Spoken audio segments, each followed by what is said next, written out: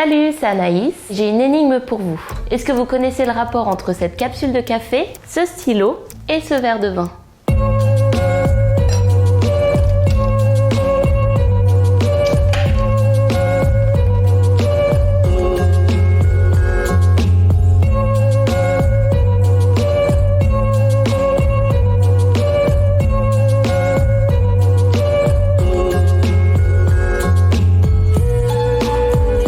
Nous sommes en Valais et on va aller à la rencontre de Laura qui est postière ici et qui va nous raconter plein de choses sur le recyclage des capsules.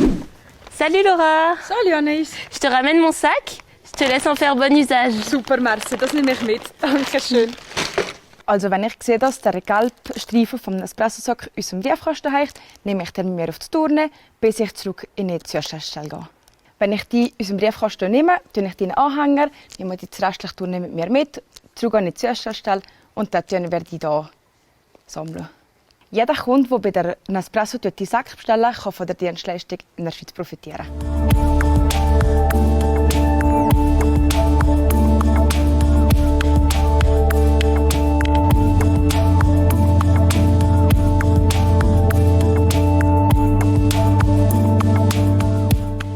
La capsule recyclée qui finit chez nous, les deux matières sont recyclées à 100%. Les marcs de café séparés par rapport à l'aluminium par une trémie, tout simplement.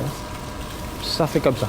Le marc de café, une fois bien séparé chez nous, part dans les bennes de 40 mètres cubes, une partie dans une usine de biogaz et une partie sur un compost de la ville de Lausanne. Le processus pour l'aluminium, une fois séparé du marc de café et d'éventuelles capsules en plastique, est pressé dans une presse à balles ici, envoyé sur une palette d'1 tonne, comme cette palette-là, directement dans une fonderie pour la refonte. L'intérêt d'utiliser de l'aluminium recyclé par rapport à refaire de l'aluminium neuf est tout simple. On économise 95% d'énergie. Si vous jetez cette capsule dans votre poubelle à la maison, la poubelle elle finit à l'incinération, l'aluminium et le marc de café est définitivement perdu. Quand on regarde aujourd'hui ce qu'on est arrivé à faire en 30 ans, c'est une aventure fabuleuse.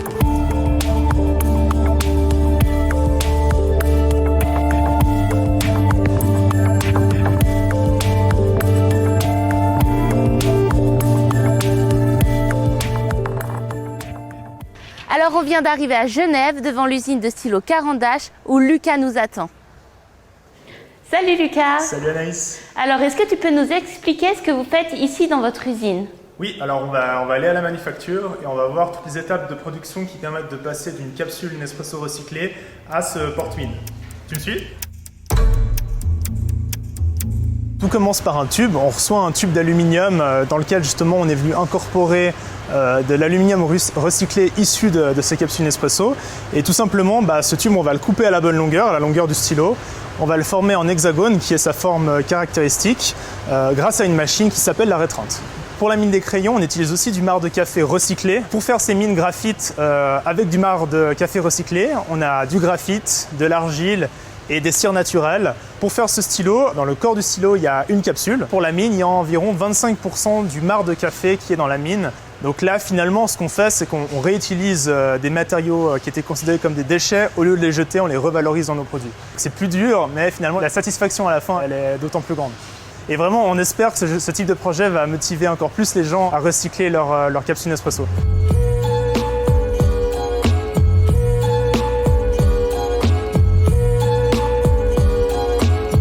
Ça y est, nous voilà à la dernière étape de notre parcours dans les vignobles du Lavaux où on va aller rencontrer Blaise Dubout qui nous attend juste là.